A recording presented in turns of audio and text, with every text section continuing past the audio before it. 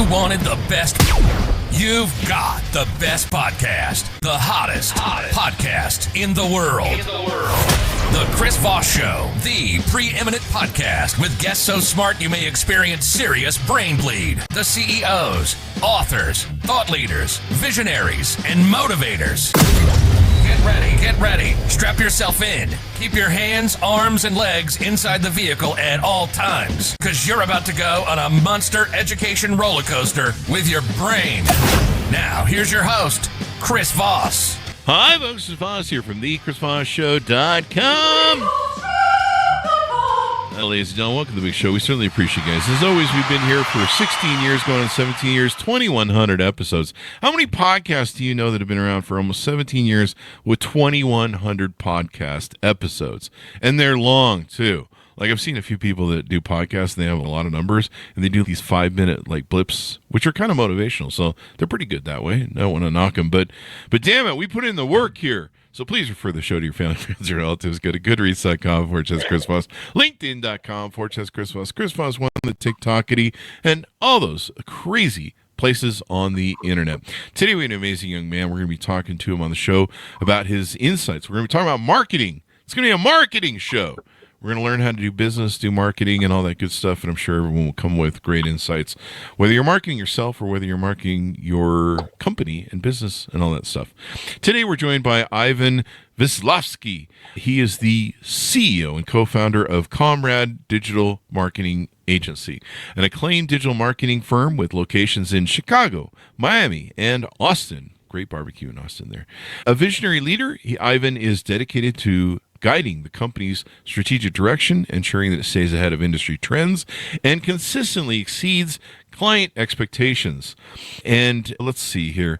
He is recognized for visionary leadership. He steers the company with strategic focus that keeps at the forefront of industry trends while constantly exceeding client expectations. I think there was some doubling of the bio here, but quite possible. Yeah. With a rich portfolio boasting over 400 successful projects, he possesses a deep expertise in catalyzing. I like that word, catalyzing. I'm a catalyzer. I'm going to change my title. In catalyzing significant client growth.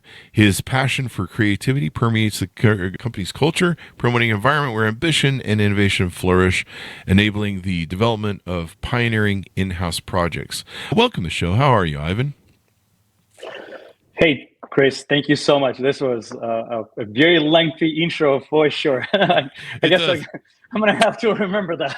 a lot of words. Looks like the PR agent doubled the lines there for me. So I was like, wait, I just wanted to make sure you get it right. That's probably what it is. Repetition is the mother of mastery. Give us your .coms. How can people find you on the interwebs? For sure. Our main website is comradeweb.com. This is a website for our agency. You can learn a lot about us and what we do. So give us a 30,000 overview of what you guys do there. Sure. As name suggests, we are a digital marketing agency. For all of you that don't know much about what digital marketing is, we basically market companies in the digital space. Used to be traditional media, traditional marketing, TV ads, radio ads, newspaper, and so on. Ever since .com boom, digital became such a big and popular phenomena. And especially during the COVID era, everyone went to digital. So at Comrade, we help local service businesses grow by bringing them more clients online, specifically hence digital. We do this by building performance websites, getting them to rank at the top of Google and other search engines, and running ads that deliver results. Our ultimate goal is to make marketing a high performance investment for our clients. It's basically what we're trying to do. And we're ensuring that our clients, who are mostly small businesses, can see that every single dollar that they spend on marketing generates a strong return on investment. Oh, wow. And so you help your clients. You've been doing this for how many years now? 15. It's been 15 years. We founded a company in 2008. Best time to open a company. Oh yeah, that definitely was. Jesus Christ, that was a hell of a time. I know it was wiping out everything I owned for 20 years. It was rough. Yeah, not a good time to own a mortgage company as your key jewel in your crown of companies. But we're still here. kicking and taking names. We're just not doing mortgages. Anyway, yeah, that whole thing. But you survived. You got it. You guys have multiple offices. Tell us a little bit about your upbringing. What gave you the entrepreneurial bug? What influenced you? Maybe parents' childhood to want to eventually get into the field you're in and become an entrepreneur? Oh yeah, absolutely. Ever since I was a kid, I guess I found myself taking leadership roles in schools, in various after-school activities. I guess it was always a part of who I am. When I started working in digital marketing, this was probably around 2006, 2007, I want to say. I spent time at various other agencies working in different roles. And one thing I've noticed going from one agency to another, most of those agencies were always focused on servicing larger clients, and small businesses were always neglected, were always overlooked. So together with my business partner, Stan, this was a mission of our company when we accepted our agency, that we're going to help small businesses grow and give them the same white glove service, the same kind of results that they deserve. That's 15 years from when we started the agency until now. It's been our mission ever since. And so it was hard to start a business in 2008. I imagine it was. What were some of the challenges you had to overcome, or maybe lessons you had to learn? Was there any cathartic moments people can learn from? It wasn't as difficult for me. I was in my early 20s and I was fearless. I didn't really have anything to lose. This business kind of really started as an accident. As I was working with other agencies, I had my network that started referring some jobs to me. Hey, Ivan, could you build a website for me? Hey, Ivan, could you recommend me this? And so as I started building this for my friends, I really enjoyed it. And I did incredible work. The quality of work was really high. So they started recommending me to others. And little by little, my network grew. And that's how I started getting more and more projects. We started hiring people, freelancers at the beginning. I think when we had 3 full-timers, when we finally decided it was time for us to, switch our attention fully to growing this business, because we saw potential in this. Mm-hmm. And so what is it that excites you about working in the marketing field, being an agency? What really motivates you? Oh, a couple of things for sure. Number one, seeing an impact of marketing on the business owners, and the lives of the businesses, right? Because if we are able to help them grow, that impacts not only the business owner, that impacts all the team members within the business and their families. And then that ends up impacting the entire community. And then it goes even deeper. So in a sense, we kind of impact the entire economy per se, which is very exciting. So that's one thing that I wanted to highlight. Second thing is, marketing is ever evolving. You probably, at this point, marketing is growing with such a dynamic rate with all the AI technology and other improvements, that you constantly have to innovate. You constantly have to stay on top. So you never bored. You always grow yourself. You always grow your team. You always constantly challenge yourself, which is very interesting. As a leader, how do you stay motivated and focused and make sure that your leadership skills are sharp? For sure. I sort of have a vision, a big grand vision, whether it's going to take 5, 10, maybe 15 years. But we do want to become one of the larger independent agencies that services small agencies. That's our big goal, right? And we know that it takes a lot. We know that we're currently here. It would take us a long journey to get there. We surround ourselves by really good coaches and mentors that help us, being aligned and, with the guidelines of where to go and how, where to not make mistakes so that we can get to our vision quicker. In most cases, I speak with them. Sometimes, I love learning from other leaders. I read a lot about very successful entrepreneurs. I watch a lot of podcasts, a lot of promotional videos, and 5-minute videos that you mentioned at the beginning of this video. Some of them are quite inspirational. Oh yeah, yeah. So it's a combination of those facts that helps me stay motivated and laser focused on the future. Yeah. I mean, it can really make all the difference in the world. On your website, I'm looking across several different services you offer. You guys are a full service agency, of course. It looks like you guys have some things where people can get in touch with you, and then there's a report people can order. I think they can get an expert marketing audit by working through your website. Tell us a little bit about some of those offerings. Yeah, so for any business that is looking to expand on their marketing, we could be a really good start. Let us know, reach out to us, and we would be happy to review what you currently done. We would be happy to discuss your goals, your objectives, and what stands on the way. And we'll deliver, a full-on report, which will be free of charge, that will detail our plan of how we see achieving your goals. And sometimes we would honestly tell you that maybe we're not a good fit for you. For instance, we've been a generalist agency for the first 11 years of our existence. And about 4 years ago, we switched to focusing on three main areas, three main industries, being legal, home services, and healthcare. That's where our specialty is nowadays.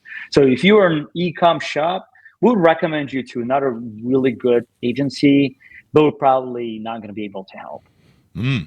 Wow. And that's an honest way to do business. I mean, I've done that for decades with my clients where I'm just like, you're just not our fit. And you want a good fit because if you don't have one, it's usually painful to all parties involved. Oh, yeah, absolutely. Yeah, definitely. So people can go on your website. They can investigate you more. They can get an expert marketing audit that will tell them website speed, SEO performance, content performance, conversion rate, competitors rank. That's probably good to know how you rank with your competitors, and backlink quality.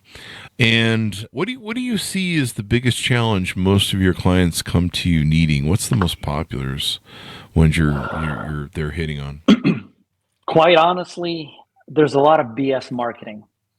What I mean by BS marketing is cheap marketing that a lot of agencies, a lot of individuals say, we do marketing. In reality, they don't. They'll do maybe some activities that, they claim will help you, achieve better results, but they don't. And many companies that come to us, they're just, they're tired of being burned out in the past. They're tired because they invested all this budget in all this BS marketing and never worked. And that's the biggest problem in our industry, that there are fewer and fewer believers because there are just not that many good marketing companies. Yeah. And another challenge is marketing is extremely competitive. So in order for a company to have a really good marketing, a company has to be able to invest, because there are a lot of companies that been doing that for many, many years. So guess what? In order for you to be competitive, in order for you to be good, you have to catch up with them. And that takes an investment. That takes a lot of work to get to this point. So, some prospects come to us hoping that they can achieve results right away. That never happens, or very rarely happens, because it just, they're not in vacuum. There are a lot of other great businesses that already had it under control. So people can see some examples of some of your portfolio of work that you've done. You guys serve law firms, home services and construction, healthcare, e-commerce, manufacturing and small business, and more. And then you guys do PPC management. What is PPC management for those who are uninitiated? Yeah, e-commerce, we still have a lot of great case studies on e-commerce marketing campaigns, but we elected not to continue working with e-commerce companies just because marketing for local service businesses and e-commerce businesses is very different. That's why we're probably not going to be a good fit there. But to your question, what is pay-per-click? PPC stands for pay-per-click. Is basically running marketing ads on different channels so that your company would show up when someone is searching for your service or product. What's the importance of doing that in being on different places, marketing channels, as opposed to just one? It's important to understand your client's behavior when they search for a solution for a product. Right? So what we usually do, we do a very deep dive research to understand, if I'm a buyer, how would I go about searching a solution provider? And then we would identify how many, what are the platforms they usually go to, and based on the budget, based on the goals, we would devise a plan, and we would suggest a strategy which might have one channel or multiple channels. It all comes down to your budget. Because if you have a very limited budget, go into one and try to crush it. But if you have sufficient budget, then absolutely go wide and try various platforms. Yeah, because you never know what's going to hit. Sometimes, I think one of my first companies, we did a mailer of 100. We did 100 mails because we were running on like $2,000 startup, and we did 20 of different industries that we knew were in the business we were in that work with our companies like what we were trying to build. And I remember my one partner was like, "Don't do that industry. That's not going to go anywhere. There's probably no money in that." And sure enough, the one industry that responded to the mailer was that industry, and it was actually one of the most profitable industries you could hit on. That's so interesting. Yeah, and it was just one of those things where I'm like, well, let's send it out. We'll just, this is what you do in product A/B testing. You throw shit out and see what sticks to the wall. Yeah. With us, Chris, in most cases, we actually know what works really well. But there's still a really very good component of R&D, research and development, that you still need to execute. Because in your case, that one industry, I guess all of your competitors decided to skip, on this industry for the same reason. They probably thought there's no money in it. So you guys did your own research. It was more my business partner was wrong. Oh, I see. Yeah, it was more my business partner was dead wrong, and it wasn't the first or last time. Then it was very subjective. Hey, so you shouldn't waste your time doing that. And I'm like, this is a lesson. He's like, you shouldn't waste your time doing it. And I'm like, it's 20 stamps or something to that industry out of the 100. Fuck it. But we knew they were working in the industry with people, so we weren't just shooting into the fog blind. But doing that spread that we did that would have been 5 different industries was really important too. And of course, back in the 90s, it was also good to. I don't want to use the words dumpster diving, but it was really good to get strategic information on your competitors. and back in the 90s, it was a complete. Yeah, I love that. But back in the 90s, it was a completely different world, right? Yeah. In 2024, marketing is all backed by data. So subjective opinions are very dangerous. We usually... I'm trying to remember now if in my book I told people we dumpster dived. So that's a good one. Yeah, I mean, I had a friend who back in the 80s and 90s was Steve Jobs' personal... He couldn't figure out who it was, but he was really angry because one magazine, there was a Mac magazine, would always have the scoop on what Apple was doing, and they couldn't figure out where it was coming from. He was dumpster diving Apple's offices. And they were dumb enough to put all their things. And Steve Jobs was always pissed. Like, how come this one magazine? I think he was banned. He always knows everything about it. It was maybe. Hey, listen. Maybe it was a secret doing of Steve Jobs. Maybe he was trying to get some PR. Yeah, might be by doing so intentionally. My friend who ran the magazine company he was not happy with us. But public information is public information if you throw it on the street, people.